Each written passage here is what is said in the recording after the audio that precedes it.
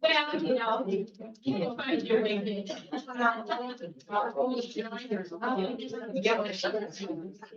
Yeah. The one. Are you don't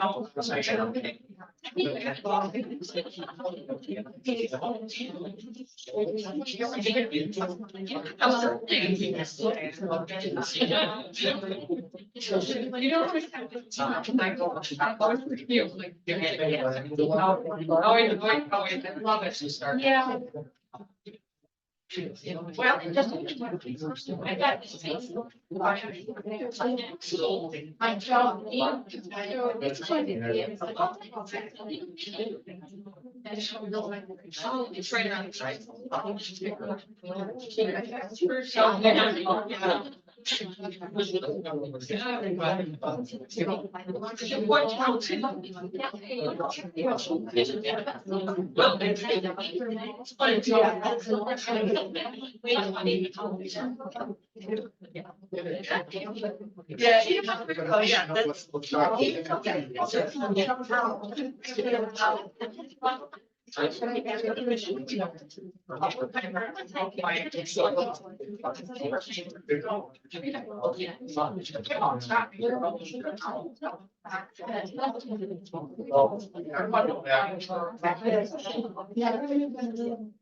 Well, no, you're right. Yeah, for the presentation, I'm not. I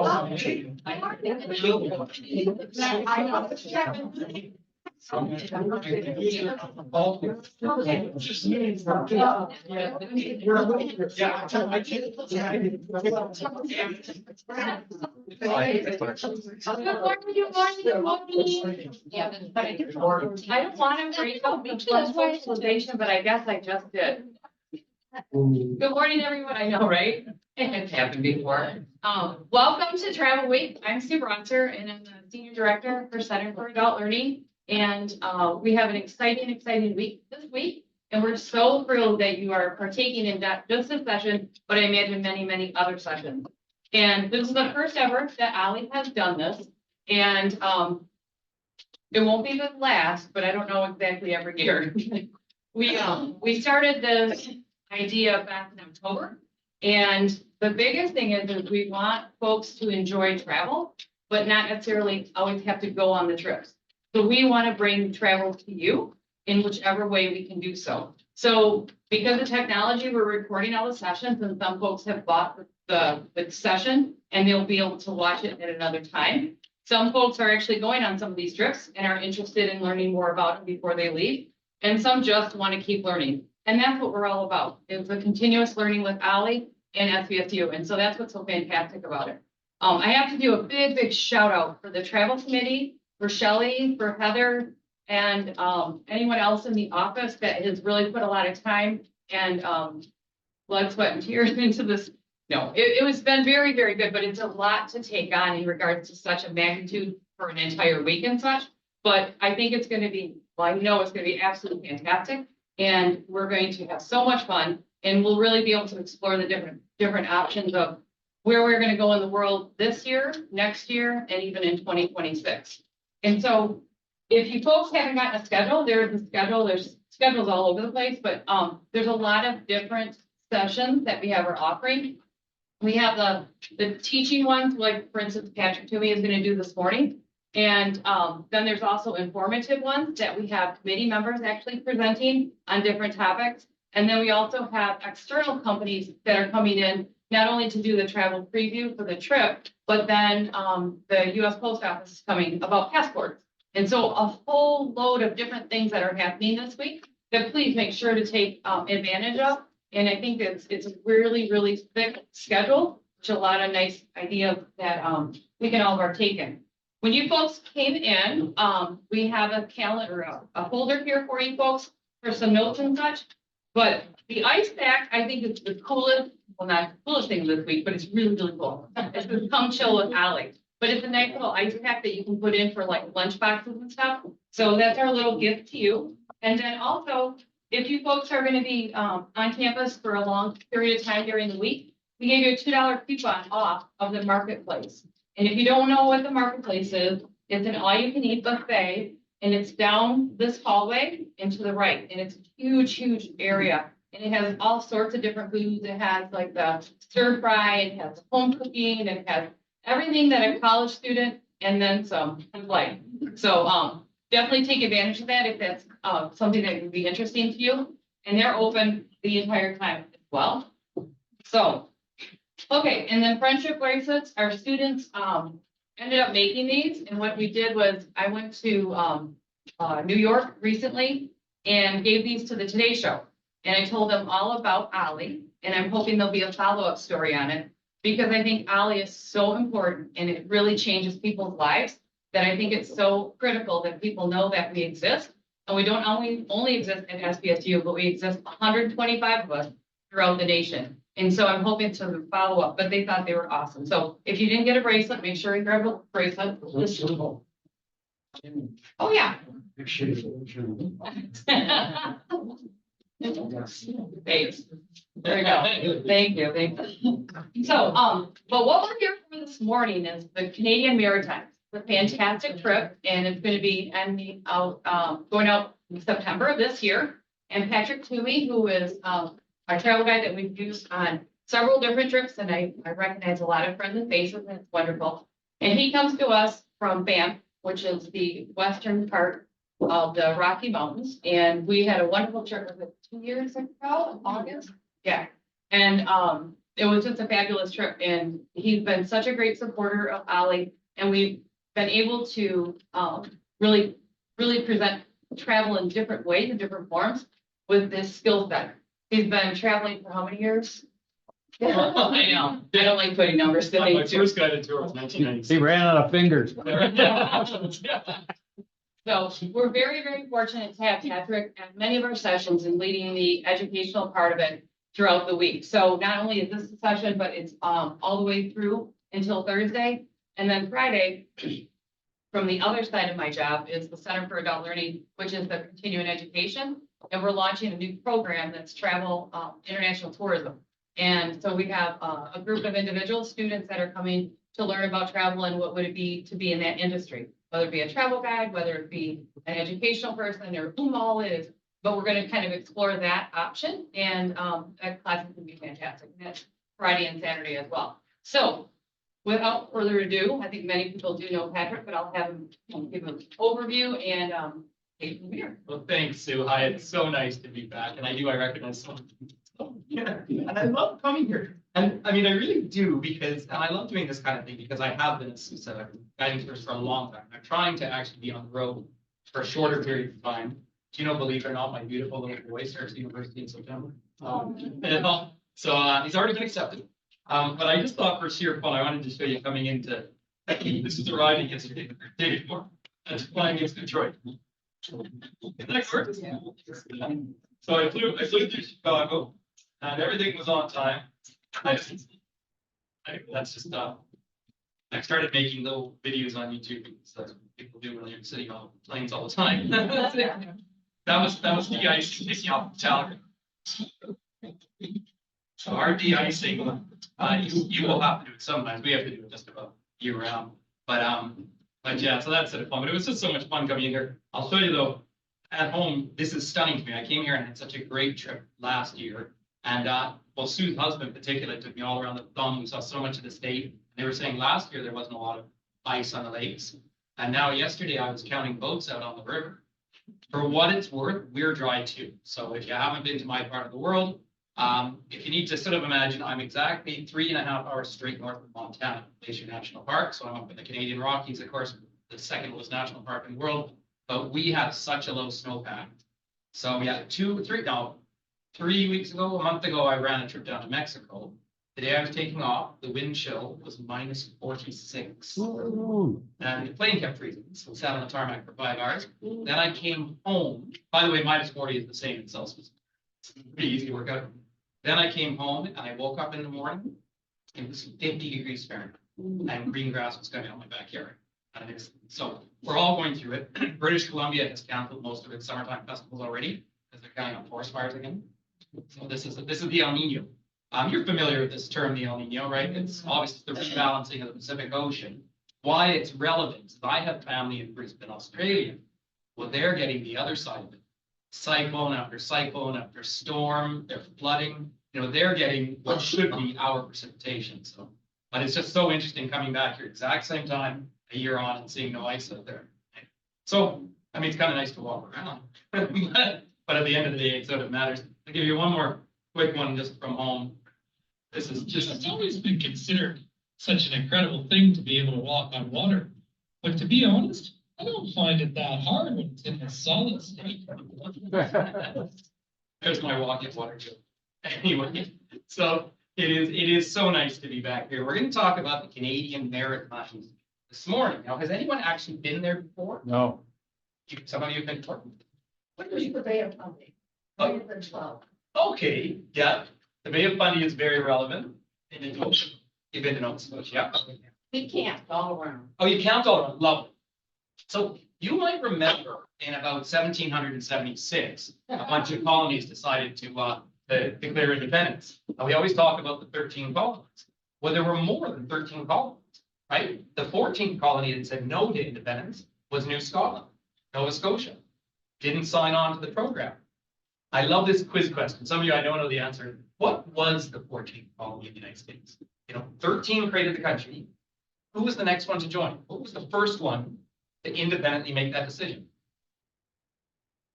Pretty cool to think about, isn't it? And in fact, that state can actually legally every 4 years separate from the United States because they chose to join. It's the Green Mountain State, Vermont, right? So Vermont, yeah, was an independent country for about 4 years. One, you know, Texas was as well. But that joined in the 14th colony. But really, at the time you imagine the 13 colonies down the coast of the United States, there was also Upper and Lower Canada, Ontario, and Quebec. There was not New Brunswick yet. New Brunswick is a result of 1776. Then there's Nova Scotia, which is New Scotland. But then there was Prince Edward Island. And then the whole separate one, Newfoundland. Right? So let's just go on the map a little bit. I do have some pictures to show, but I really love using maps. Puts everything kind of in perspective. Here you are. I mean, I love, part of the reason your state fascinates me so much is you're a peninsula in the middle of a continent. Remember, there's more fresh water in those lakes there than any other bodies in the world, as you know, of course. But you're just such a peninsula. It's just so fascinating to see. But there's the capital of Canada, Ottawa. But the Maritimes are way out here. When we talk about the Maritimes, technically there's 3 maritime provinces: Nova Scotia, Prince Edward Island, New Brunswick. Newfoundland is Atlantic Canada. So it's a little bit different. And I really want to talk about Newfoundland because it's a fascinating place. You will notice at Dildo, Newfoundland. Do you remember that was Jimmy Kimmel became the honorary mayor of Dildo? he ran to take it over. But Newfoundland is its own story, and we should start with that story. But really, I want to come into this area. First of all, something you'll get used to when you travel to Canada particularly is Canadians are now doing land acknowledgements. So where I live, again, the world's second oldest national park, I would always say at the beginning of a presentation that I acknowledge I'm on Treaty 7 territory of the Blackfoot First Nation, the Tsuut'ina First Nation, the Stoney Nakoda First Nation. So we don't use the term Indian, unless you're referring to the 1.3 billion people in India, which is, that's fine. Incidentally, India is now the biggest country in the world. Last April, it passed China in population. Yeah, amazing, isn't it? But we do land acknowledgements, and the people generally, the people who lived in this region were the Mi'kmaq.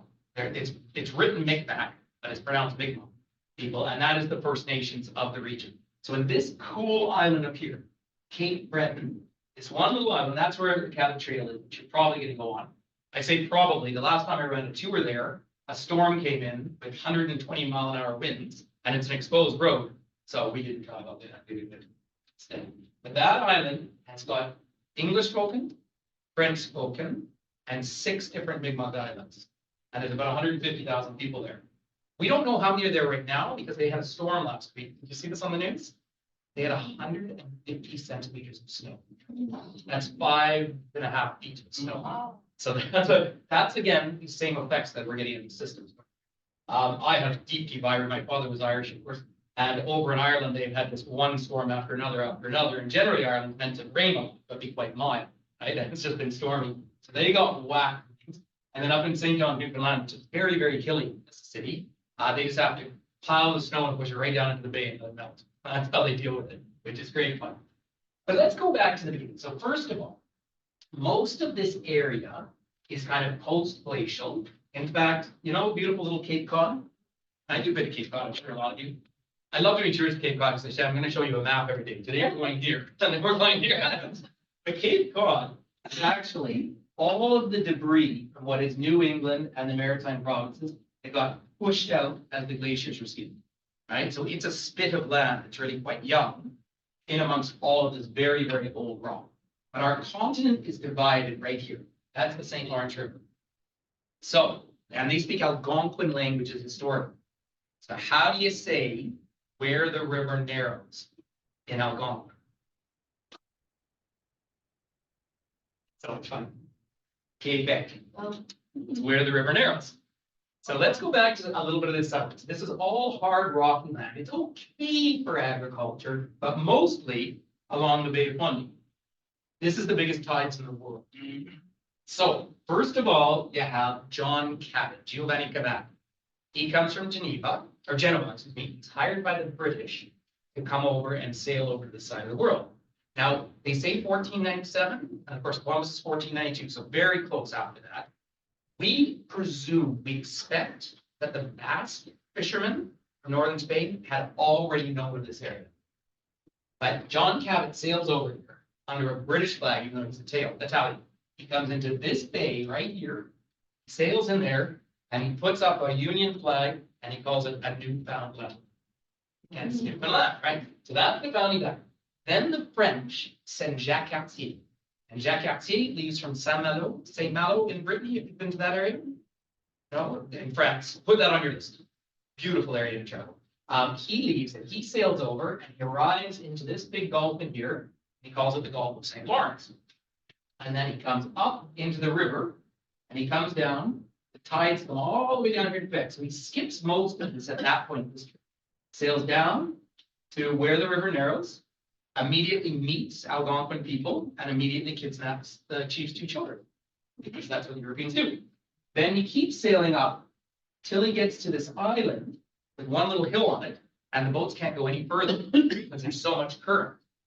And to this day, those rapids are called Les Rapides de la Chine, the China Rapids. He thought if he could get past that, he was in China. They had no idea that Michigan was waiting for him down here. They were looking for the quickest way. That's what the whole thing was. So he sees one little hill, and he calls it a royal mill, a Montréal.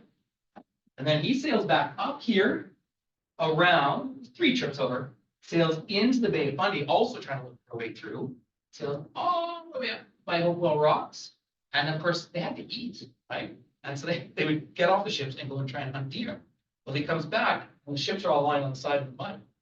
It's the biggest tides in the whole wide world. So he says, basically, he puts on the map, don't ever go. So in the early things. That was interesting. Coming back to our friend John Cabot, though, way up here, when he was sailing into this sort of outside of the bay that becomes St. John Newfoundland, sailing in there, the ship is slowed down by the density of cod in the water.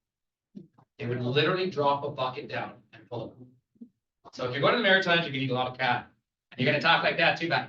I tell you. So the British come and establish themselves up in here. The French are down through here. I'm sure I've told you about these islands before. Have I mentioned these to you? Saint-Pierre and Miquelon. That is not Canada. That is not the United States. That is France. It is still France. France is 12 miles off the coast of Canada. And now, 2 years ago, I went there for 4 days and I taught a course, actually, and I was thrilled to go. I mean, they paid me, I would have raised money. But it was such a treat to go there. But you're literally stamped into, like I did my passport, the whole thing. And they don't speak French like I do. They speak it like they do in France. But why this is relevant is there's geopolitics for about 200 years in the colonial period. We all know this. The main economy, so if you think down into Massachusetts here, Salem, right? That was, of course, the whaling, which is such a big deal. And it was the worst thing in human history, the Atlantic slave trade. Right? So that was that triangular route. That triangular route was the United States. Well, the ships would come out of Europe, they'd go down to Africa, where they would buy human beings. Do you know they had a 15% attrition rate just on the boats? I mean, it's whenever you think it's awful, it gets worse. Then they'd go across to the Caribbean, where they would sell the enslaved. fewer than 5% of enslaved people ended up in the United States. There was enslavement here and in Montreal, even though Canada pretends that there wasn't. They would sell them and then they would pick up cane, right? And that's why these people are all being trapped. It was mostly Haiti, Martinique. They were the wealthiest places in the world. So much so, and I really mean it, so much so that when the British defeat the French at Quebec City, the Battle of the Plains of Abraham, the Heights of Abraham, did you learn that? Right, 1759. France gives away all of its claims to New France, its entire territory, just to keep Haiti and Martinique. Like part of that deal is they kept these two islands here, because when the ships came up, they always had to be fixed up before they made the Atlantic crossing. So France hangs on to this just as one place to fix up their ships and to get the salted cod take back to France. Of course, France is very Catholic, we got to have eat a lot of fish, right? So it was a big part of their market. Saint-Pierre and Miquelon don't become rich though until the 1920s. What happens in the 1920s? Prohibition, right? So booze starts. If you watched Peaky Blinders, you happen to watch that series on Netflix?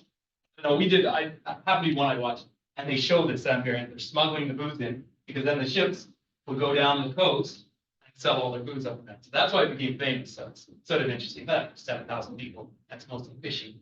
But that's the mix, and it does tell us the story that the early settlement into these regions was actually much more French than English, right? So the English colonies are your colonies down.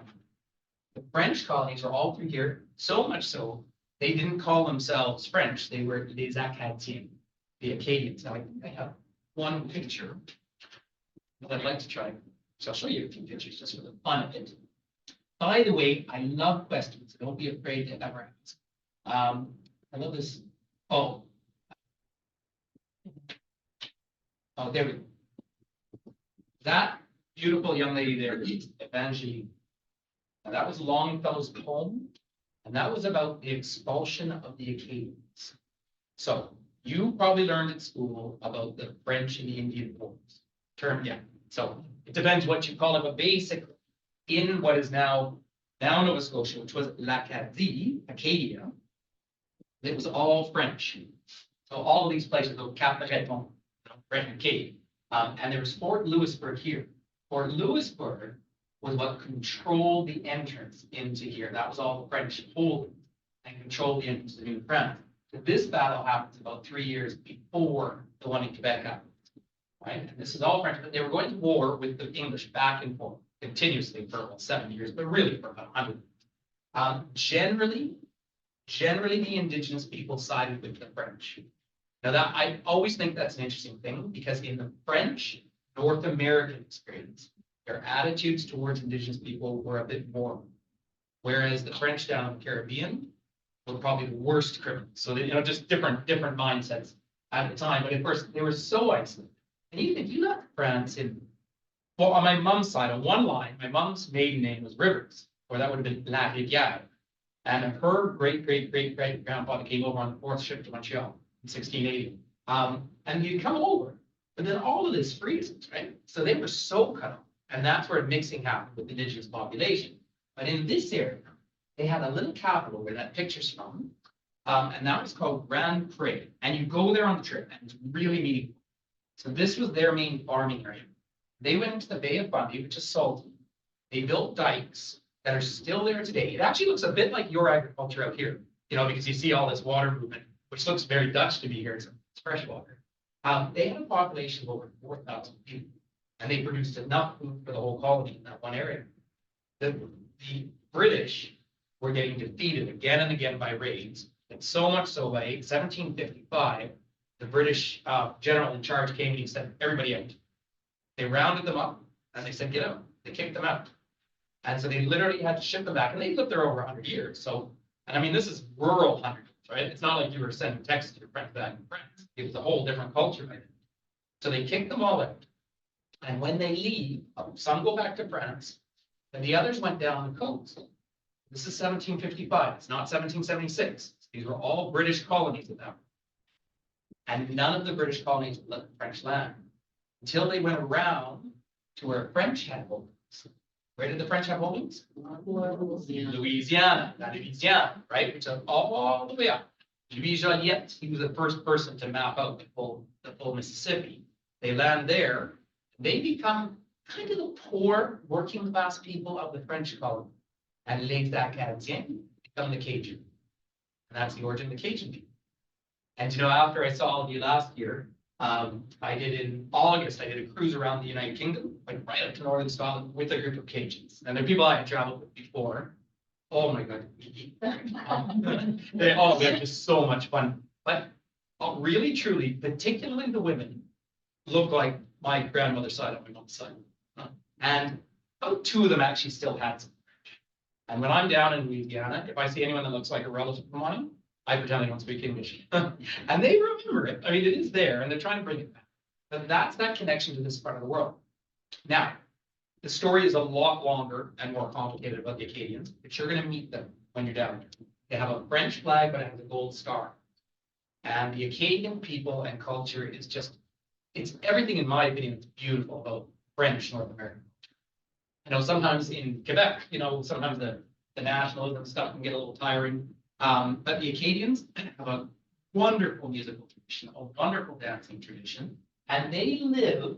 So the reason why some of them stayed is some just weren't expected. Some managed to hide out. But mostly they live up along this coast here of New Brunswick, by Summerside and Prince Edward Island, and up on Cape Breton Island. One little town called Cheticamp where you probably have lunch. And it's just lovely, but it's down to like 2,500 people. So a lot of the young people leave. Basically, their economy was farming and potatoes. Prince Edward Island's famous for its potatoes and lobster. Right? Now, lobster's yummy. Do you know back in the 18th century, if you were working as domestic service in New York or something, part of your deal is you didn't have to eat lobster more than twice a week. But it was just everywhere. There's bugs, right? You pick them up off the ground. But now it's great fun and it's pretty expensive. But they did stay. And so about a third of New Brunswick is French speaking. Does anyone speak some French? Okay, can I say that? Good. Yeah, because you'll find, the Acadian French. So obviously Canadian French is old French anyway. Acadian French is even different again, in a fun way, right? It's so you still hear people, which out where I live in Alberta, our French is very, very old. In fact, I'll tell you a little bit about that. When I talked about Jacques Cartier coming in here in the early 1600s, then they come in 1608 and establish Quebec City. So Quebec City is considered to be the oldest city, colonial city in North America, right? Some people in St. John's, Newfoundland disagree. They think St. John's is old. There were definitely settlements there, but whether they were considered permanent is a little hard to know. By the way, this was all piracy, well, Blackbeard. So the stories just get more complicated. But the French, when they did come over, there were only about 10,000 people that ever emigrated from France into what is now Canada and the States, but the French-speaking areas. Because you get French right down to Maine, you've got French community developed through here as well. So about 10,000 people.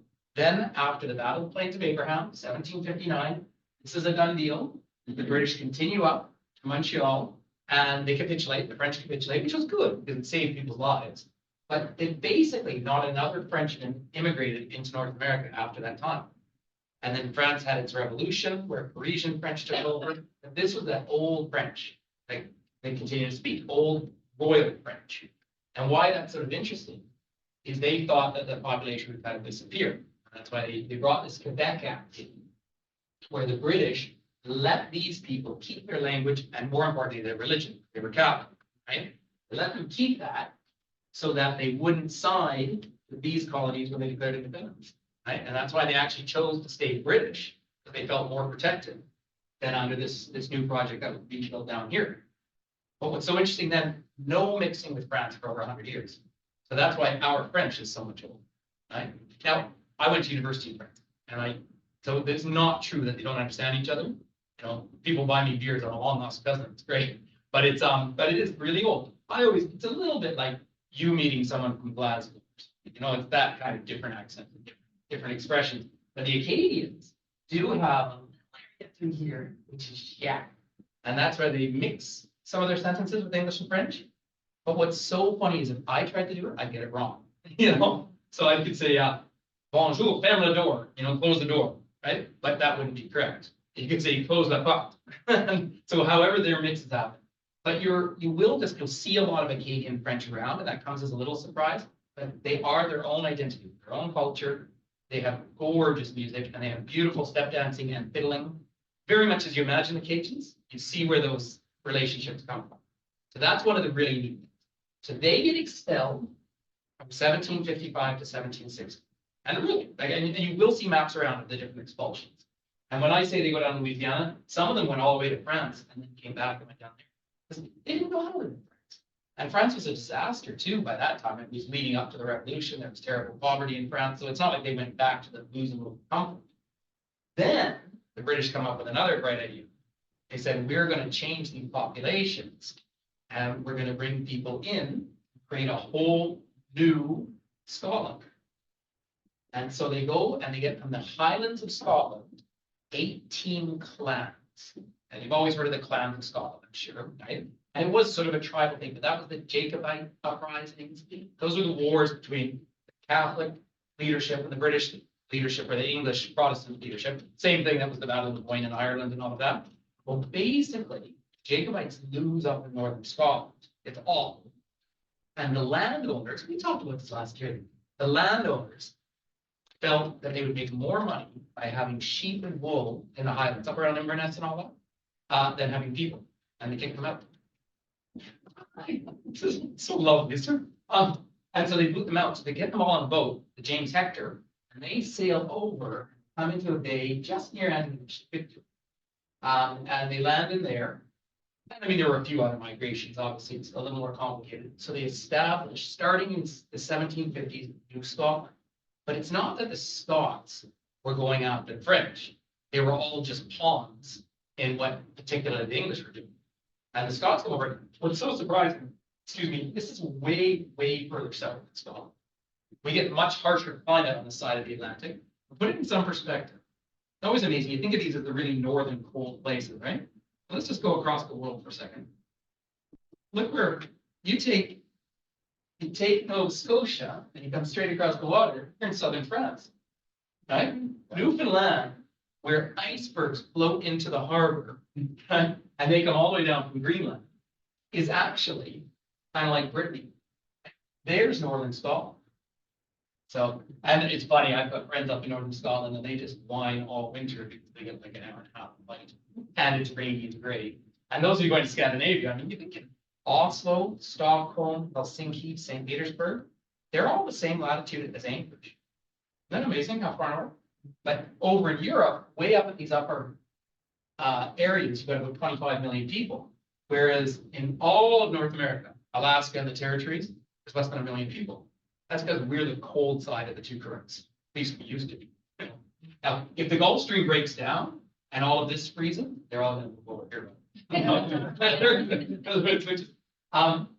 And that's why little Newfoundland, to this day, is still only about half a million. And it's called the Rock, because it's a big rock, right? It was all covered with glaciers, but it means it's not very productive land. So we can fish as long as there's fish, but very little else. Whereas, Ireland sustained 10 million people or 8.5 million people in 1840 because the land was so productive. So it puts it in some perspective, but it's also why these maritime provinces have always had a smaller population, because they're gorgeous and friendly, but they're a place you tend to move on from because you can't do a lot of intense agriculture. And you just have to go back to your grandparents here. I mean, everyone came to the farm originally, right? You had to feed the family. So, that's our story wherever. You were either fishing or hunting, furs, or farming. I mean, really, that's what the settlement of our whole continent is, one way or another. And you can plot it out, right? All the way up and down, which is pretty fascinating. But let's me just show you a couple more photos. It's always fun to get photos. Now we will some great. What about lumber? Yeah, lumber's important. Now poor old Nova Scotia last year had forest fires as well. You had terrible smoke, didn't you? Yes. Yeah. So we and this is what we're waiting for again. I just, as a side on a personal note, I feel very honored to live in the national park. I need a permit to live in down. We're not allowed to get bigger than 9,000 people. So my house might be worth a lot of money, but I can't sell it to anyone, right? Like it's an honor to be part of it. I love winter. I still ski. The cold doesn't bother me. If I ever move away, it'll be because of smoke and snows, right? Our summer is short and intense. And when you step out of the house and your eyes start watering, and I watched it coming down. Of course, I chat with my friends here quite a lot now, and, I hear about the smoke and Toronto got it. So basically what was happening last summer, is that the fires with all the boreal forest, right? So it was just north of Montreal. This is flat. And so when fires start up there, if they don't get the snowpack in the winter, there's nothing to stop them burning. Ours were up around Edmonton, but that smoke was blowing, all the way down here, ebb and flow. So, that reality. And so Nova Scotia had and you'll see the damage right outside of Halifax. Because really, as soon as you go inland, it's lakes and trees. It's sort of what you'd imagine, and huge area of burn.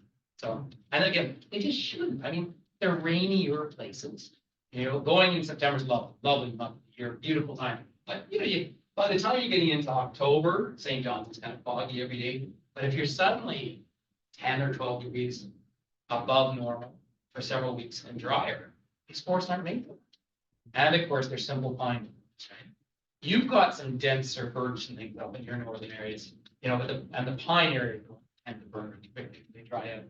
Generally, I mean, gross generalization, but on the northern half of our continent, our forests should burn about every 75 years. One of the mistakes we have collectively made is we put out fires forever. So some of our forests are kind of old and dry. And now with the obvious changing climate, all of that's becoming more intense. And so that's an element. But the lumber industry is huge. That's really what drives Maine's economy. They get 3 months of beautiful tourism and then they shut everything down and they all work in lumber mills. And that's true as you get up into New Brunswick a little bit as well. That's very lumber oriented.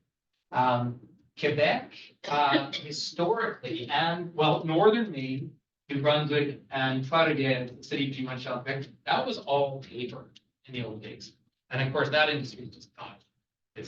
I read the news on my phone this morning and I was in bed. We've got a bit of stuff printed, but you think, we can all remember, so that industry really took a hit.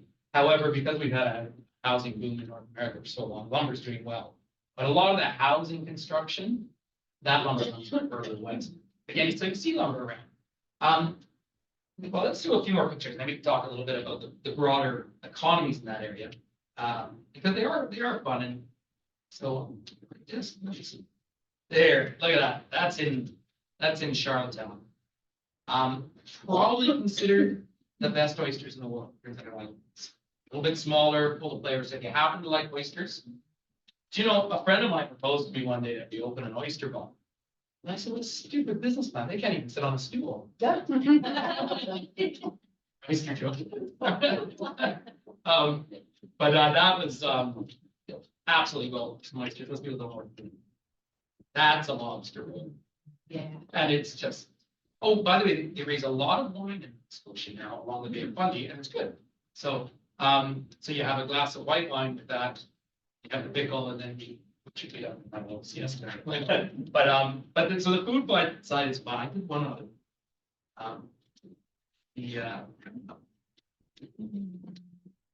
There's scallops. They, by the way, there must be something going on with scallops at the moment because they were locked. There must just be a shortage or something. It's all market. I've learned a lot about lobster fishing. You will get a lobster dinner for sure, I joke. And even if you don't think you like lobster, do it. Just for the fun of cracking them open and trying to get the meat out and wear a bib. The lobster experience really is part of fun. If you happen to be allergic to seafood, you can get around. But if you're not, it's just the kind of things you have to try. I just have to show you. I'm kind of known for cat stamps, but that's the Confederation Bridge. So that is the longest bridge on planet Earth that goes over ice-filled water. And so the storm that hit the other day into Cape Breton also hit into Prince Edward Island. And they had over a meter of snow on the island. And literally their response to it, well, they had to close the bridge, but the ice is over. There's the bridge there. But they literally just said to everyone in Cape Breton and Prince Edward Island, stay home. Like they said, if the snow didn't melt, like if it didn't warm up and melt, it would have taken 10 years to do. That's how much snow fell.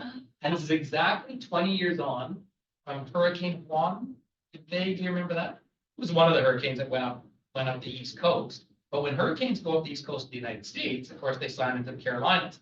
By the time they get up to these northern colder areas where the water's cold, they fall as snow. And so they called it the White One, or White One, 20 years ago. And that was record breaking, and it just broken their snowfall record again. 2 years ago, up in Newfoundland, however, this little, yeah, right here, Port Bass. So that's a 8.5-hour ferry. That's how far away that is, right? A car ferry that goes there. Port Bass here is a town of about 10,000 people. I'm going to tell you a side story about this. You don't get there on your trip, and I still haven't set foot there. But they're fabulous human beings. A hurricane came up the coast. It was two years ago, in October. Came up the coast, and then when these currents shifted, just like we're going through now with this El Nino, the water around here, which is made for cod fishing, is water that's sitting right around freezing, right? Went up to, in Fahrenheit, 55 degrees or something. That caused the hurricane to pick back up in strength. And so it wiped out this town. And of course, in Newfoundland, it's one of the few places where you don't have basements in your houses because it's such barren rock. They just have them up on pillars. Gorgeous homes because they paint them. I mean, it's pretty, but they just showed houses floating away. Now, I'll tell you a quick story. Some of you will be familiar with this, but I'll tell you why I particularly love the people of Port Bass. Because way back in 1981, a young man from outside of Vancouver, so the exact other end of the country, a young man dipped a fake foot into the bay in St. John's. His name was Terry Fox. You will know this story. Great Canadian hero. Terry Fox was a young man who in the late 70s, he was a football player, great guy. Oh, I didn't even mention, I came early to sit with an American family and watch the Super Bowl yesterday. It was so much fun. And I did cheer for the Chiefs only because they won. So it was fun to pick a team, right? But it was so much fun, and it was over at Sue's house stuff. Brisk it off. Just what a show, eh? And this morning, the news told me that 1 in 4 Americans bet on the game. Holy moly! And it's in Vegas too, of course. But it was fun, like going to overtime. I wanted to be asleep by the way. But anyway, that was. But he was a football player, Terry Fox, and he lost a leg to cancer. And then he said, rather than whining about it, and of course in those days, you know, if you were in a hospital, you had one leg, kind of a bit of a shut-in. And he thought this was just awful. He is in fact the reason we say today you are living with cancer, not dying of cancer. And he said, I'm going to raise $1 off every Canadian to fight cancer. And so he went out here. He was not known. Dips his foot. So by the way, as soon as you get to St. John, if you're going on the extension, very first thing, once you get checked into your hotel, if it's the same hotel that I think it is, you go down the back, you go down the elevator. St. John's is like this, by the way. Prepare yourselves. It's just hills. You go down there, and there's a statue to him. That's about a 5-minute walk. So that's the first thing you should do when you get there. And you go and see him, and he dips his fake foot in the Atlantic Ocean, and he said, I'm going to dip it in the Pacific Ocean. And he starts running the marathon of hope. He ran on one leg, 26 miles a day, 42 kilometers, a marathon. I mean, incredible man, the sport. And he wasn't known. Newfoundlanders are famously generous and kind people, and they know what poverty is. You know all about their generosity because they come from away. Remember? Yeah, that's Canada. That's where that was.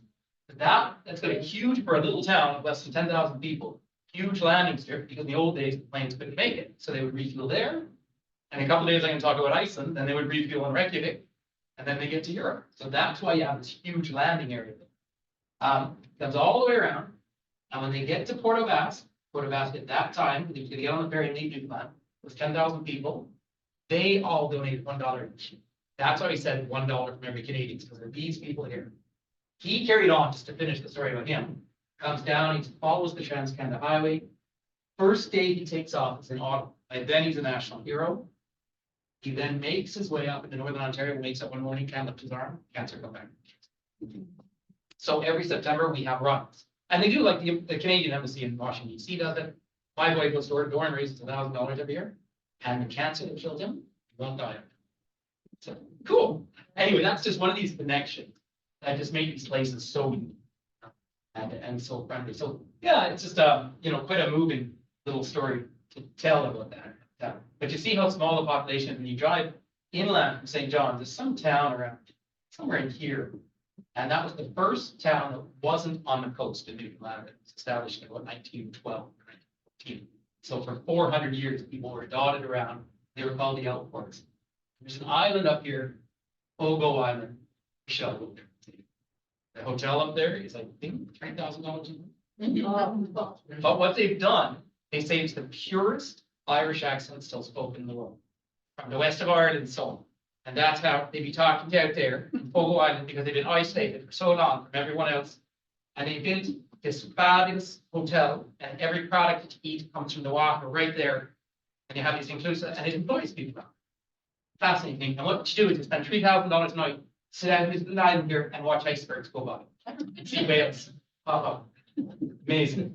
But yeah, Newfoundland, you either do exactly what you do, like go for 3 days, or you go for 2 weeks, right? And the distances are massive. Whereas down here, things are quite close together. So when we start to get the broader mix of the area. So St. John is a very, very English city. And I mention that because New Brunswick, do you remember earlier on I said New Brunswick didn't exist in the area? But this was all l'Acadie, French Acadia. Then it becomes New Scotland. And then the United States declares independence. And some people didn't agree with that. They were called Empire Loyalists. They wanted to remain loyal to Britain. And when you get into some of that history and read it, it wasn't that they necessarily loved Britain. They just didn't trust what the new system was going to be. You see, and tons of people left. Well, they moved north. So the flag of New Brunswick, I can probably call it up, has got a boat on it. That's a loyalist boat. They were people loyal from New England who move up into New Brunswick. The other place that becomes a loyalist settlement is now called Ontario, right? And of course, the French left all of their beautiful French cities like Detroit. You know, I drive south into Idaho and I get down to Père d'Alene, Coeur d'Alene, right? I mean, that was all French fur trade and all that sort of thing.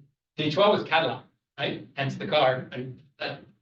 After I visited you last year, I went down and had a couple of days in Detroit. It's fascinating city, fascinating culture.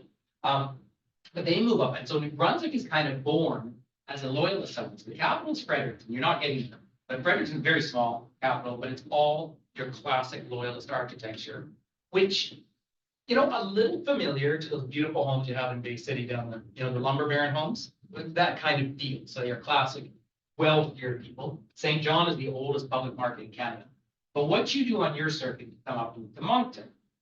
Now, I love, you're not going to have a lot of time because you have a full day. I just have a personal soft spot to Moncton for a bunch of reasons, but it's the most bilingual city in Canada. So basically everyone there speaks English and French. Now, lots of places do, but they're just one half is, and it's not like they're divided. One side is where the French schools are, the other side is more the English schools, and just people can just back and forth. So the entire province of New Brunswick is officially bilingual, but the part you're going to visit around here is more the French part. Then in Nova Scotia, make sure you talk to like your driver. Last trip I did there, my driver was Jed, and he was Scottish on both sides, right back. Yeah, I mean, absolutely, and his family came in to Pictou. Like the stories are all there. No, I mean, he had the same accent, Canadian accent. Maritimers do have a little different. Say, Newfoundland there is a real strong sort of accent like that. Cape Breton's also a bit stronger that way. It's softer. And then you get over to Les Acadiens. Les Acadiens, they eat their words and they're eating them. And when they talk to you, they talk to you sort of like that. Do you know, I can even tell in English if someone is French from France or French from Canada. And I'll tell you how you tell the difference. If someone comes from France, they have some ship on the shoulder. No. I shouldn't say it. I love it. But they turn their TH into an S. So the French, when they are talking to you, because there's no H sound, right? So you've heard that sort of accent. But the Canadian, everything become a D. And that is why the Canadian people say A. Because in the early days, most of your business was done in French. But you are doing French for trade, and you may be speaking to First Nation people or English people, and you don't have so many words. So we do trade, eh? It's a hook. So the basic inclination of the language you'll hear in this part of the world and across Canada, then it tends to go up at the end of a sentence, which Latin languages do as well. Like if you're speaking Spanish, if you ask a question, you go up. ¿Cómo estás? super, whereas generally, and of course you have so many accents in this country, but the general canter to American English tends to go down. And there's all sorts of linguistic reasons for that. And that's where the A comes from. I always expect up here though, to hear you say it, you don't. But you have stronger vowels, up in the Midwest particularly. Chicago's a bit harder than here, but you've got that quite strong vowels in this part of the world. And I'm sure that's back to some kind of the German migration or something. I know they'd say the deep South accent in the US actually has French roots in it as well. That's what linguistics tells us. It's kind of a fascinating thing. But so you'll be coming, so you come into Halifax, right? Now Halifax is the biggest city in the Maritimes by far. We in Canada talk a lot about have and have not provinces. Now that's not a mean thing. It's just some places contribute more, the way a state has your state government, same thing across provincial government. And so some provinces need to get subsidized, they need to get help from the federal government, and some contribute. Out where I live in Alberta, because we have the third largest oil reserves in the world, Alberta's been the biggest contributor. And some of my neighbors complain about that. But Nova Scotia, which was really depressed for a couple of decades, basically the whole of the Maritimes were depressed for about 25 years. Can you guess why? And really economically depressed. Exactly right, no fish. What do you call a fish with no eye? Fine. I should have thought, we all know. We all know. Yes, you answered. But when you look down through here, all of these were fishing, whether they were lobster or basically fishing. Okay? Well, Newfoundland, which are the biggest fish reserves in the whole wide world, and this is why we're 99% sure the Basques were over there. Oh, who were the first Europeans to Sachin? Who were the first Europeans to come? Exactly right, Vikings. They were here. And I still haven't gotten there either. I spent my entire life traveling the world. Still have places to go. The problem is you drive for 5 hours here and 4 more to get up there. But there's a place up there called Lanso Meadows. They were the Vikings. The Vikings went and landed in Iceland, and we'll talk about this in a couple of days, but they landed in Iceland in 842, something like that. And they actually have a statue here, first guy to come, right? Then they go over. The Vikings are fabulous navigators. They weren't good at naming things because Iceland's green and Greenland's ice. But actually, they went across the water, and the reason they called Iceland is when they first landed. There is a beach, but they come across right way up. Then they come down to the very bottom to Greenland, which was green, and then they sail all the way down here. And we know they're there for sure because we've actually got their houses. But also, Viking coinage news shows all the way up down into New England. So whether that was trade later on, whether that was that period, it's hard to know. But we know they were all over there. And the Vikings were amazing because you think of them as marauders and so forth. But basically, they were farmers. They were trying to find land to farm. They just always lived in places with no good farming. They came out of Bergen in Norway. Some of you went there last year. What? Did you have good weather in Bergen? You had good weather. Oh, you're so lucky. Bergen rains 270 days, right? But it's just so breathtakingly beautiful, isn't it? But Bergen, if you go back 1,000 years, at its height, maybe 14,000 people, right? And of course, most of our history is human. And I know we all know this, but we forget it. Most of our history is farm to table, right? We are probably the 3rd or 4th generation where you actually have food surplus. Right? I mean, it's amazing, most of our history. So if you couldn't grow it, and winter was hard up here, right? So if you couldn't grow it or hunt it, you died. In fact, that leads us to just another little side note I think is so fascinating. The history of the lawn. Having a lawn in front of your house. Right? That actually comes from the French elites of the Loire Valley. They were showing off that they didn't have to cultivate land in front of their house because they had so much food. I mean, that perfectly, to spend all that energy to have grass, put potatoes, have something to eat, So it's actually a powerful statement. But the Vikings leave, they come over to Iceland, they settle in here. And I just find it so moving because the rocks in northern Scotland are the same as the rocks in Newfoundland. This, of course, is the Mid-Atlantic Rim. So let's save that for talk about Iceland. It's just so fast. But they come down, they establish themselves here, and they come south here. Now they probably moved around, but this is not a great place to farm on. Days are longer, at least, because up here, in December, I had about 45 minutes of light or something. Do you know how the Vikings up in Greenland heated their homes? That is an excellent thing. Oil from the whales. I don't think they were getting a lot of whales all the way up there. It's a fair question. It was mostly sheep farms. So they had their sheep with them, which they made, and they would bring them in the winter.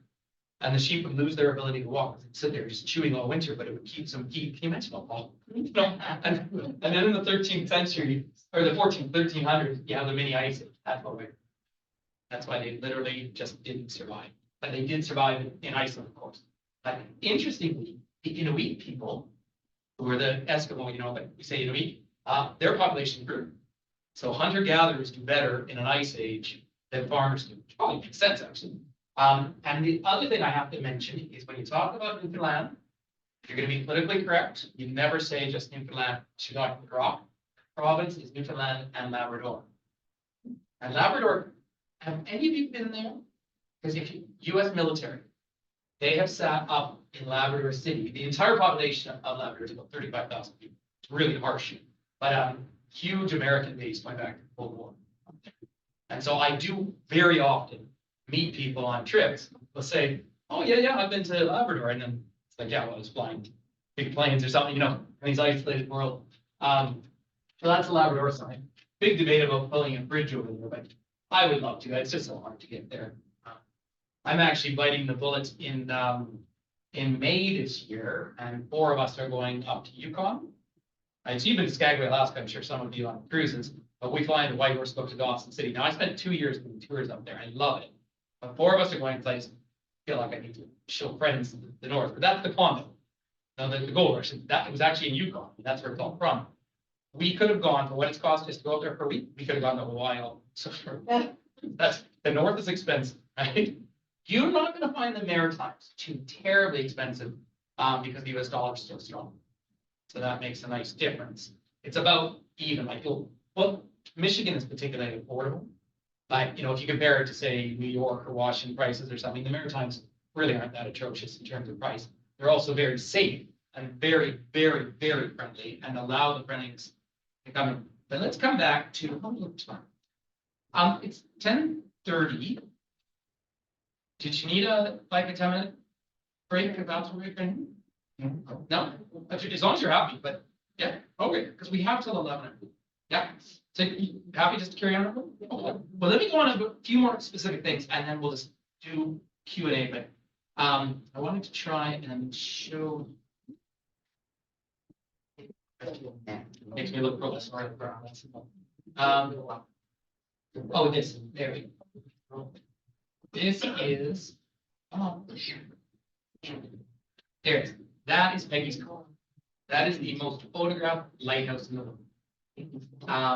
Now, last time I ran this trip, I suddenly called them. I can't remember if I talked to them all. I called them. My driver called me in the morning and said, 4 cruise ships are coming in tomorrow.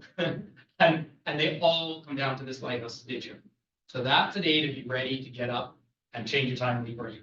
You need to get there before the crowds because you need to get that photograph, right? It's about 45 minutes south of Halifax. But Halifax itself is fascinating. It's funny. It's the one city on the east that people in the western part of Canada talk about sometimes living in. My best friend's son is at university there at Dalhousie. He is well-known university, yeah. He's doing engineering. But Halifax is now booming. But it's a port. And if you want to read a book before you come, just look up any one about the 1917 explosion. Do you know this? Yeah. So it's a meaningful and really, it's an awful story. So Halifax historically is a military city, and it really was from the very early days. When the English came over, that was their foothold to hold the French off, and then they expel off all of them, and they let people come in. And if you were a landowner, then you could vote. It was very colonial. That's the thing. Halifax is a big natural harbor. It's Halifax and Dartmouth. It's but it's a really nice natural harbor. It is the second deepest national harbor in the world after Sydney, Australia. And that really matters because the big ships can come in. Canada is not, of course, a big war kind of nation now. But remember, World War I and World War II, you all learned that World War I was 1917. Canadians learned it 1914. They didn't even have Canadian passports. As soon as Britain declared war, Canada was at war. And of course, that's why, for example, Ontario became so big into automobile production, because in World War II, that was the production of the British war machine until the US came, right? But everything had to go out now. So it's a military port. And way back in World War I, a munitions ship came in and a Norwegian ship banged into it. And they do say one telegraph operator saved umpteen lives because he texted it's going to blow when he stopped the train. But they wiped out, it was the largest explosion on planet Earth until the nuclear bomb. That's how big it was. And it wiped out the city, and it was either November or December, winter, like the worst time. It just wiped out the entire city. I mean, a huge moving thing. What that means is most buildings around date till after that fact, as you can imagine. But you have the Citadel, you have the old port, which is pretty good, and the views are good. But that is one thing to read about. That's a fascinating thing. The next big thing that happens is the Titanic sinks. Yeah. And where do the rescuers come from? Oh, from Nova Scotia. Oh, actually, just coming back to that, the great explosion though. The people of Massachusetts, Boston, have this really deep relationship with Nova Scotians. They go back, they were friends forever, right? They've always been connected. And they gathered up and sent support. And literally tons of it, like saved thousands of lives. And every year, Nova Scotia sends a Christmas tree down to Boston. So that's a big tradition. So it's just, nice little connection. And you get a lot of tourism that come between the two. And so, yeah, so Halifax is interesting from that point of view, but it's not a particularly big city. I think greater area is about 500,000 people. No, so it's not, it's big, but it's not big. Easily walkable. I don't know which hotel you're staying in yet, but it'll be somewhere in the center. But basically, again, the maritime cities, and they're not big, they're all hilly because they're natural ports, and they were all glaciated. Right? So the glaciers pulled out and left you natural harbor. So just allow that for your walking. But you go down and you walk along the waterfront, and that's just great. And that's where you can eat you can go out, eat good maritime food, of course, which is fun to have scallops or lobster roll. You should at least once, whenever you're up north, get a poutine. No poutine? Yeah. That's our disgusting fast food. French fries, cheese curds, and gravy. Hey, we were in a grocery store, I saw cheese curds. Too. But yeah, that's our food. One second. I do apologize if I sound a little clogged up. I got off the plane from Mexico City about 10 days ago, and I suddenly had a flaming throat. I tested 4 times for COVID, nothing, but I spent 3 days in bed. I never, and I'm still waking up with a cough, but fisherman's friends, if you ever into presenting, they just soothe the throat. But yeah, so you have your nice little tour with a local tour guide, and it's always neat. But it's a lot to learn about. So you have, first of all, the Great Explosion, you have the older colonial history, then you go down to the graveyard for the Titanic. So the Titanic graveyard is there. And it's, it's history all we're all learning about. So that's pretty moving. Talking about horrible events in the world, when you go down to Vegas Cove, there's a monument just down the road. That Swiss Air flight, the one in the 90s crashed. It was just off the coast of Nova Scotia as well. And it's quite moving. And there's a gentleman, I don't know if he's still around, but he came from Switzerland and he immigrated and he built a little restaurant there, and it's because his daughter was Muslim. But that's that whole area. And then you go south from Vegas Cove and you head down to Lunenburg. Do you know what you want to go see in Lunenburg? And you will see it. No. Someone said it. Is that with the blue The note? Blue Nose, exactly. Yeah, it's actually the second one. Yeah, it's Blue Nose. Oh, what's it? I have this new rule in my life that I'm not allowed to type any emails without putting my glasses on now because of autocorrect. I wrote to a very nice dignified lady who's coming on a trip, and I said, I can't wait till we take a bath together. I don't know why it autocorrected to that. I often type in French and stuff, but it's slightly different. But so down there's the Bluenose. So those are, of course, they're the 19th century type schooners. On the 10-cent coin in Canada that still have Bluenose, 10 cent. But that's just gorgeous. And that town of Lunenburg is a UNESCO town. The architecture is protected. The drive down's nice. So you leave Halifax early, you go down and see, of course, Vegas Cove. And ideally you get there before the crowds. You don't need that long, but it is so picturesque. Oh, and when you drive in through there, Tom Selleck owns a house around there, Sandra Bullock, all sorts of these famous people have started buying land in Nova Scotia. So they need. Because Maritimers will be happy to see you, but they also like, if you're at the grocery store really doing your own thing, then they're not gonna bother. You know, it's kind of that attitude a little bit. But you come down to the harbor, you see the boat in Lunenburg, and then try and be hungry. Because in Lunenburg, I actually go up an extra street just to kind of get away from the crowds, and I'll sit down, and that'll be my first lobster roll. I'll go and sit down, because it's all fishing. And that's about as far south as you're getting on the trip when you get down there into Lunenburg. So Halifax, it's nice for all of you because you're going to be coming together. So it's just not a lot of flights into the Maritimes. So the last time I ran this trip, I had my first people arrive at 8:30 in the morning, and the last one, I spent 14 hours at the airport. And the airport's about a 45-minute drive out of Halifax, just so you know. But this gives you a sense of where we are on the coast. So you're out of Halifax, you drive around these inlets to Vegas Cove, just so gorgeous. And then you follow the water along here, and you come down to Lunenburg. Now, in the old days, and if it ever comes back, I used to run a tour that I used to set up myself, where I come around to Yarmouth. And Yarmouth had a ferry that went to Portland, Maine, but it's not running. It was so perfect for doing a circuit. And I would make that the last full day of the trip. So then it's like you could cruise every last day, right? But anyway, that went under. Look where you are. You're actually south of Bar Harbor. Have you been to Bar Harbor? Yeah, I mean, so the young people who are going to be talking about the tourism course, this is one of the places that I talked to them about. Bar Harbor, and of course Yellowstone. It's, really it's only open for 4 months of the year in a meaningful way, but they're desperate for staff. What a great experience for students, university students. Go work a season at Bar Harbor. I love it. Cadillac Mountain, that's the first sunrise in the United States, right? Yeah, and that was all like Cadillac Mountain. Once again, these are Zacatee, these are all the Acadians all over there. But that shows where we are. Here's the Bay of Fundy, right? So you're only getting down to Lunenburg, and then you're going to cut across the province here. This is where you're going to see the forest fire damage that happened from last year. And you get up to Truro. We all have different opinions about wind. I like wind. If you have a toupee, you got to staple it on up there.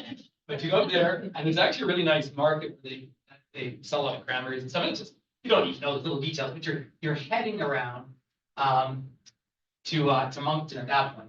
And this is where cities are just not taking on any big provinces. Like that looks like a huge day, but it actually works out really well. It's just a nice day, it's not exhausting. This is, in fact, a really nice tour. Aside from the hills and the cities, it's not one that requires a huge amount of mobility. You're not hitting high elevation, everything works. Now, winter can be harsh like now. That means just watch your step, because same thing here, the freezing thaw. So that's obviously be a little aware of that. But I do go. Then you head up to Moncton. And the real reason you're staying in Moncton. Show you this. They just shifted on it. The real reason you're going into beautiful Moncton is because you're going to go down the Bay of Fundy. This is what you can see. So again, these tides, they give you, and it's with someone from but it's a provincial park, not a national park. It's natural sculpting that happens. The water in the Bay of Fundy is not that beautiful turquoise ocean water. It is muddy because it comes in and out twice a day. And the volumes, I don't want to misquote some. The volume of water that gets pushed in and out to those tidal bores, they're called, every day, it's like equivalent to the Mississippi River or something. I mean, the volume of it is just, it's breathtaking, right? Biggest tides on planet Earth. Any idea where the second biggest tide is on planet Earth? Here's a good one. It's a fun quiz question. It's Anchorage, Alaska. Yeah, when you're going down towards Seward, that Cook Inlet there, and that's where you watch the belugas coming in and out, right? But that's why we have such a small population. We've got the two big cold currents, right? That's the big tide. But this Bay of Fundy here, so just the ecosystem. So when you get around Moncton, as soon as, in fact, when you're driving up around the corner, you start to see just what looks like empty riverbed. That's tidal bore. And that, because it's a salt water, keep in mind, right? So that is pushing in so hard and coming out. And it just, this is why I really, really like Moncton. I mean, I've stayed on the river a couple of times, and you wake up in the morning and it looks like almost an ocean out back. 2 hours later, it's like mud flats. But it's super neat. And a lot of that area, of course, you're also getting up into maple. And so then somewhere along the way, you visit a sugar shack, you know, with maple syrup. Which is pretty important. The biggest producer of maple syrup in the world is the province of Quebec. Number 2 is Vermont. They butt heads. And then New Brunswick would be number 3. So, you know, it's a pretty big part of the economy. Have you heard of, and this is joked about around the world, but the strategic supply of maple syrup in Quebec? This is an honest truth. They keep it to maintain prices. It's a little bit like France keeping good wines. To maintain prices of maple syrup in Quebec, they literally have like warehouses on the stuff stored perfectly. And during the pandemic, when everything closed down, they actually had to go into the strategic supply.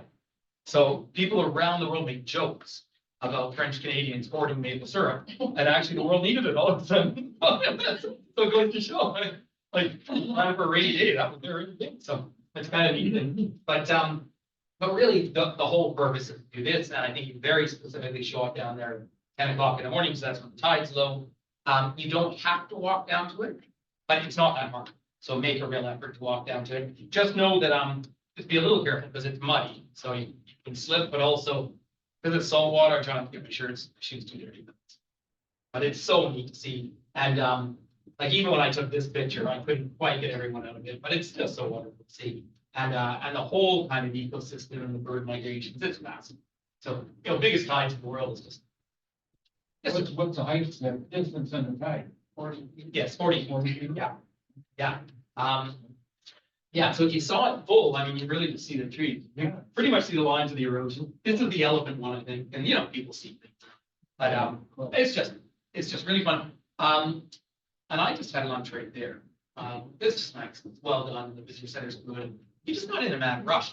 And that's the day that once you leave there, then you go up and over to Prince Edward Island. And Prince Edward Island is just, it's obviously the smallest province in the country. The capital of Prince Edward Island is Charlottetown. Yeah, Charlottetown, Prince Edward Island. And who's the most famous person who never actually lived there? Anna Green Gables, exactly. So she's from the North Coast, and literally, like, this gets a little predictable, but when we were kids, my mom at night would read us all the Anna Green Gables stories. Grew up around that. The island is, needless to say, small. I think its official population at the moment is about 130 or 140,000 people. It really is small. The only reason it is an independent province. I suppose if I could control it, I would combine it with New Brunswick. I mean, this seems superfluous to be running different governments. You know, for 130,000, New Brunswick's about 800,000. Nova Scotia is over 1 million, so it's the only province that actually has 1 million people. But that's why I say the whole Maritimes, not even 3 million people. So with Newfoundland, right? So, you know, it's quite small, quite rural. But the island is small, but it is gorgeous. It's very, very green, but they have red roads, they have good soil, and that's why they became so famous for their potatoes. And that's Cavendish. It's a local company. When did the grocery store if I can see that? I know it's exported down into Ontario and everything, but the famous trucks, there's a song that you'll have to listen to. It's Bud This Bud from the Bright Red Mud. It's rolling on down the road. So Charlottetown's there. Charlottetown makes tons of sense as the capital. But once again, Prince Edward Island was l'Acadie as well. It was Acadian. And there still are Acadian settlements. And I believe you go to a dinner with Acadians and it's wonderful. It's that classic, you know, they bring all sorts of food out. And some of the food you'll love, some you might not. French Canadians eat a lot of these meat pies. Right? I really like them, and I actually put maple syrup on them. because you do that with everything. But then they play the fiddles. I mean, the last time I was there, these two women were sitting down, there were two fiddles and actually someone on the piano.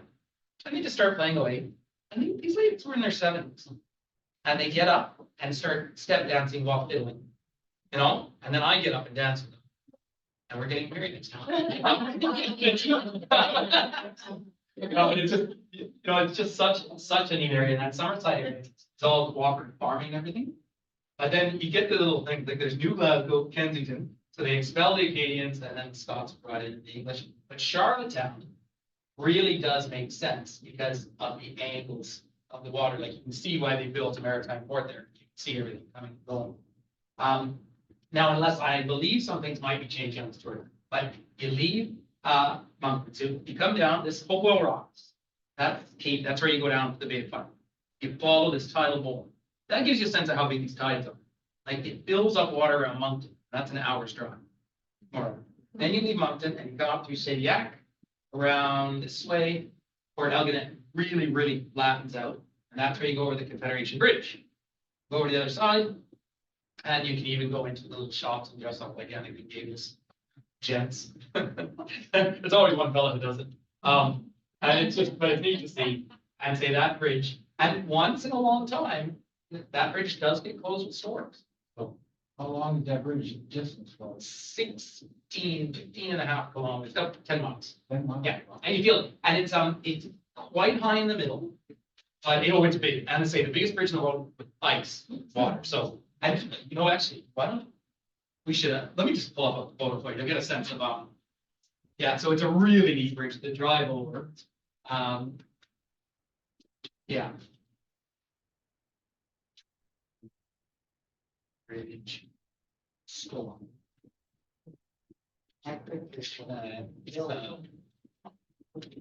There you go, like, Oh, wow. yeah, that gives you a little sense of what can happen in the winter time. This is what they just went through just the other day. So in the time of year you're going, gorgeous in September. At least this month really everywhere. But yeah, so that thing really storms. But the big ships go around the other side of the island, of course, and those big ships that come into the Gulf, they're relevant to all of you. I mean, they come all the way down and make their way to Chicago. Big shipping route in North America. I mean, really, the Mississippi and then the St. Lawrence. Do you know the Mississippi touches, I just learned this the other day, but touches something like 38 states if you count all the water going into it, incredible shipping route. But yeah, the St. Lawrence is the other big one. But so when you're in Charlottetown, just again, depends on which hotel you're staying in. So it depends where you're staying. Last time I was there, I stayed right in the center. But and it's a lovely, lovely little city to walk around. And I say little city, but it has everything that a city needs. I mean, it's got a parliament building, it's got a conference center, it's got a university, but everything's just kind of on a small scale, which is sort of cute. The big classic hotel, Canada's famous for its grand hotels that go back to the trains. That one was built by Canadian National, called the Rod. Lovely. But again, it's a lovely classic hotel. It's small, 60 rooms or something. But walk down to the waterfront. Do not be afraid for your personal safety anywhere. It's just so lovely. But Charlottetown, and then you'll do a day trip up to the coast, and you go up and visit one of the Annie Gables places, and then I like to go out on the beach area. And it really just depends on the weather. And this is what you can't control, needless to say. But if the weather's with you in Prince Edward Island, it is breathtaking. If it's kind of rainy and windy, then that's when you sit down and have oysters and lobster rolls and do that. But then you come across the next morning and you drive down here and you take this ferry. Don't be worried about getting sick on the ferry. Nice big ship, bus drives onto it, and it's an hour crossing. And they've got a little cafeteria. But what I always do on ferries is I get up outside and I always try and gather my group of meat. I do this, I go to Vancouver Island too. I didn't see a whale last year, but I did see dolphins. So they are out there. And then the birds, right? I mean, cormorants everywhere. You have cormorants up on the lakes here. Yeah. It's no, it's not. People like little ones. Never seen a cormorant. I guess makes sense. But I mean, they're such cute birds, But you get a huge variety. You can see eagles by the way. I heard your eagle population's really taking off. Oh, I guess, well, oh, every day. is it, that's good. Yeah. And I think I saw a huge osprey yesterday. I'm not making that up. Because I mean, ours really deep, but then our river streams. Yours generally deep, or they stay over? Because I don't think normally when you have ice, they can. I don't know, it was it's so big yesterday, but it had the white under the wing, so, but it's the biggest osprey I've ever seen. But this ferry comes over Big Two. So it's about an hour crossing, and it's lovely. So you get outside, you bundle up, these Northumberland Straits famously kind of windy. And you call into Big Two, that's where that first boat arrived with all the Scottish settlers. So depending on the timings, what I think you do is probably come over to get here by mid-morning and actually go into Big Two and have lunch. It's a small town, but there's kind of 3 pubs by the waterfront, so you want to spread out. And just, if something takes an extra 15 minutes, not the end of the world. But you see the Hector, but they were pretty beaten up by a storm last year, so they're fixing it up. But they do have a replica of the original ship. Anytime you see those old ships that people migrated on, 18 clans from northern Scotland, desperately poor, wedged into a boat that looks like it could take 20 people. And we get back to our earlier story about those shipping routes.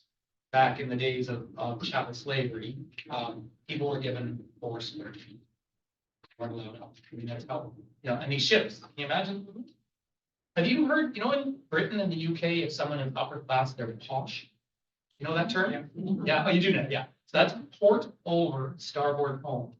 That was when they went to India, and it cost twice as much to be on the side of the ship that didn't have the sun on. There's no air conditioning, and you're in a wood ship underground. Can you imagine going through, the tropics? You're going around the bottom of Africa. So that's where posh comes from. Over what? Starboard home. Yeah, port over, starboard home. Yeah. Yeah.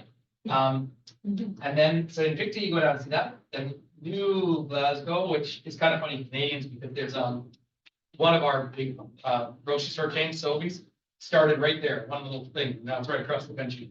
Then up to Antigonish.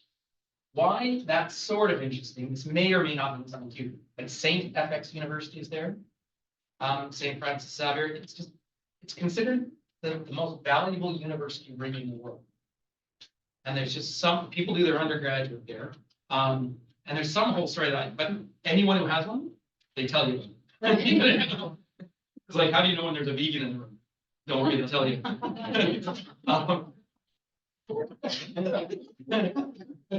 But, yeah, that's the ring. Across the globe, St. FX graduates are recognized by enduring so in the sex ring. So, anyways, in the university, because we're on a university setting here, there's something about having that ring. So much so, I was thinking of sending my son there for his undergrad. He's staying close to home so he can kiss his mommy and dad. It's yeah, he might be. Yeah, so anyway, there's the famous ring. So you see you drive past, you see it really nice in your areas, and then you make your way. It's a fun thing to Google as you're going up there. Then you make your way around and you come up into this, you go over a big hill here, and you come down here, and it's just a little causeway. It's called the Council Causeway. It's Cape Breton is its own island. This Bagat d'Or, this is actually inland. So it's brackish water. But you cross over and you stop for bathroom break. You're heading to the deck. This is where you're headed. That is where Alexander Graham Bell is buried. Right? Yeah. So you should always bring a head. But you go up to the visitor center, that's almost kind of a shrine to him. But it's neat, a little bit X fine. And the hotel is Long Same Ones. Fantastic. They're family owned. They're exactly what they should. They're just lovely, warm, friendly. And last year I know we did a lobster dinner there. So that's just gorgeous. You're right up in the middle. And then you do the Cabot Tree. That's considered one of the 10 most beautiful drives in the world. But like I say, last year when I was there, 120-mile winds right along this section. And again, fabulous driver. He called me at 5 a.m. He said, I can't do it, it goes in the road. So I instead went over to Fort Louisburg, and that was a stormy day too, but still cool. But 99% says you'll do this loop. And hopefully the colors are changing up top. Right? So you get up to the Highlands way up here. So, and as you go along, you'll see different languages. This is what's so fascinating about little Cape Breton Island. Cape Breton boomed 100 years ago. Sydney was actually coal mine. Coal mines all closed, the economy fell apart. I mean, this was one of the poorest areas in all of Canada. Living in the west of the country, I would meet in every restaurant or pub and bound would be someone from Cape Breton working historically, or they go up to the oil fields because they had no work. So the population is really defined. Only say about 100,000 on the island right now. But you have English spoken, French spoken, Mi'kmaq spoken, and Scottish Gaelic. More Scottish Gaelic spoken in Nova Scotia than anywhere in Scotland. Now, that is in decline too, unfortunately. But years ago, the Rankin family, famous fiddlers, because everyone fiddles up here. Like a huge musical tradition. But they used to own a pub on it. They closed it down, unfortunately. But I was sitting in there with a group one time listening to music. And there was a lady sitting here, and I said, do you speak any Gaelic? She said, actually, I'm a Gaelic teacher at the high school. But it is fading, but you will see. So just keep your eyes near them. Those of you who were in Ireland with me last year, you'll recognize the rhythm. It looks a lot like Irish, Scottish Gaelic. So you have all of that just peculiar mix of people in this tiny dotted area. The drive up here isn't that attractive, but this is fantastic. The only thing I'll say about Cabot Trail, and I think anyone who does it with any kind of regularity, it would be nice if it were maybe 15% shorter. Like once you're on it, you can't get off it. And I like to go this way anti-clockwise, and you have lunch in Chitty Camp at a French place, the Gabrielle. And it looks like a lighthouse. It's kind of have whatever you want, whatever the choices are. It'll be like fish and chips or meat pie. I think I usually have a meat pie when I'm there. And then you're just like full when you don't eat dinner, you know. With maple syrup. With maple syrup, absolutely. So hopefully you have good weather for that day. Just because it's kind of long, but it's fun. Then the next day, you're getting towards the end, so then you come all the way down, but again, it's not that punishing. Stop somewhere just facility-wise for lunch, but you're heading to Wolfville. So Wolfville is 98.2% English speaking. The reason I mention that is that was Lac-Annecy. That was the heart and soul of French settlement that wasn't Quebec. And they were all kicked out. And now it's super nice town. There's Acadia University there. Great university. That time of year, the pumpkins should all be out. This is a microclimate, which isn't that surprising. That's why they settled there 350 years ago and created their whole water system. But you go in and you visit the Parks Canada Center about the expulsion of the Acadians. So you will have already had some of the French experiences, and then it all ties together down here. So you're really dotting around from very English, kind of colonial English, to to nature, but then French, rural, English, rural, Scottish, back to French, and all in a little. And I once wrote a piece, I could probably dig it up, a piece about Nova Scotia, where because the land isn't terribly productive, the driving's pretty, because it's very, probably like your Upper Peninsula, a lot of lakes and a lot of, that kind of, just nice to drive to. But really, the glaciers came across and you're left with these little echoes, whereas historically found would have been quite big, but the kids would move to other places where they had more economic opportunity. But you're left with these little echoes. Now that Nova Scotia is doing well, this area through here is becoming a really popular area for people to retire. Again, where I live is just so expensive. But some friends of ours sold their house in Canmore, Alberta, which is just outside Banff. So that's free trade. Well, they sold their little bungalow for $1 million, and they moved somewhere along here for $200,000. And they're in Nova Scotia having a great time, and then they travel every winter to get away from the weather. Let me just see how we're doing. 3 minutes. I'm happy to go, but any questions? Fire away. Yes, I have a question about the young people in the area, not so heavily populated. Will they stay or do they not? Well, I think that's an excellent question. So Halifax is growing. Yeah, Halifax, big university town, good economy, same issues like you have all over the pandemic, where you have workers here, pubs and restaurants and all of that. So Halifax is good. But yes, places like Prince Edward Island and Cape Breton really are trying to come up with reasons to keep people staying. The hard part, and what I was doing when I went to Center Miquelon, year before that, is I was helping them create tourism packages between Newfoundland and those islands because they're trying to expand their season. You know, literally about Canadian Thanksgiving is the first weekend in October. Basically, anything that's touristic closes up and just closes down. Now, Halifax, super vibrant, big culture. They get concerts. They don't have a hockey team yet, but they're trying. They're trying to get a Canadian football team. You know, they're talking about actually putting it in Moncton because everyone can get from all directions. But yes, that is one of the challenges. Absolutely. It's the same rural movement into the cities, but at least they have one, you know, big functioning successful city, except for house prices have doubled in 3 years.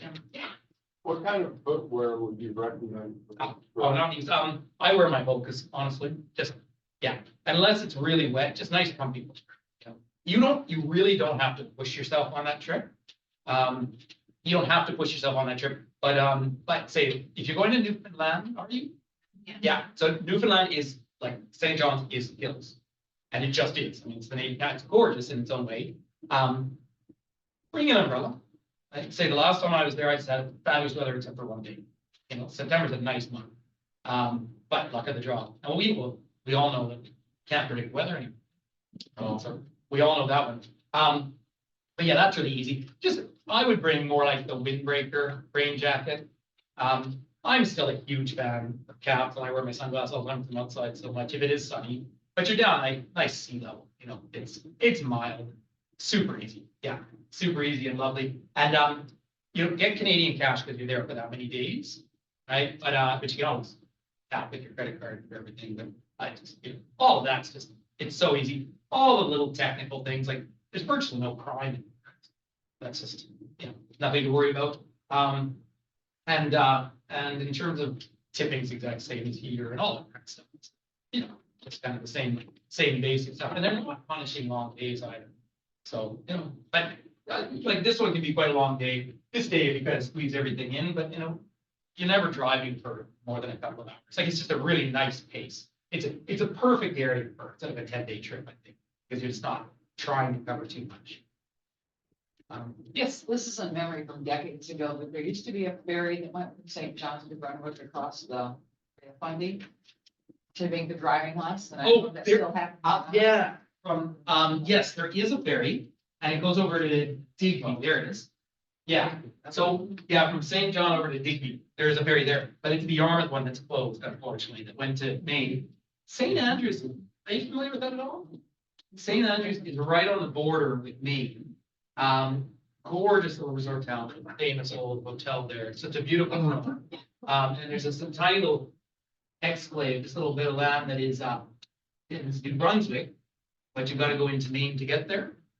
And of course, for 2 years, the border was closed. And there's one in the West Coast as well, Point Roberts. Yeah, it's down below Vancouver. That's Washington State, but they have to come through Canada. They were closed for 2 years. Funny little places to live, you know, neat places, but isolated. So. Sorry? They couldn't get groceries. Exactly. Oh, yeah. No, you'll really feel like you've Maritimes, you'll want to go back. But again, I always think the next trip, if you haven't done it, is to come up to Portland, you know, that kind of area to Maine, and then you can come into St. John. You know, I think that's a really neat area as well. But I do all of that out of Boston, right? Because Boston's so easy. You're in Boston, Concord is 45 minutes, Portland's 2 hours. I mean, there's so many neat places there. And they do feel maritime, but whereas Bahama, you get that real, that's too, up here in the Maritimes, a bit different thing altogether. You'll think it's Irish, but it isn't. It's only 22% of Newfoundland's Irish. It's actually like Scottish and English, old accents coming in, old dialects. And the more rural, the more intense. Now, how are we doing, Shai? You're waiting for me? We are, okay. We're doing an economic. I hope that was at least some fun, everyone.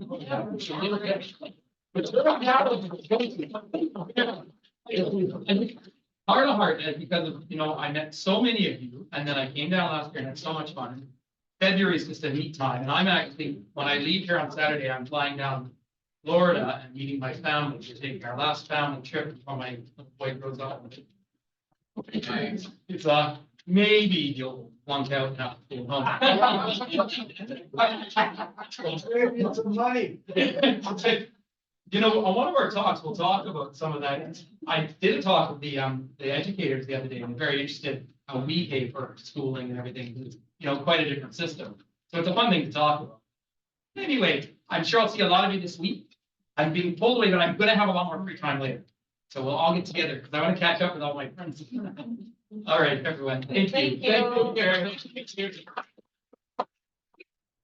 Anyone who's going to the economic luncheon, Yep. it starts at 11:30. I think we have both times, there might be some confusion. It's at 11:30, not 11. And where is it? It is upstairs in the banquet rooms where we do our monthly meetings. Okay. Oh.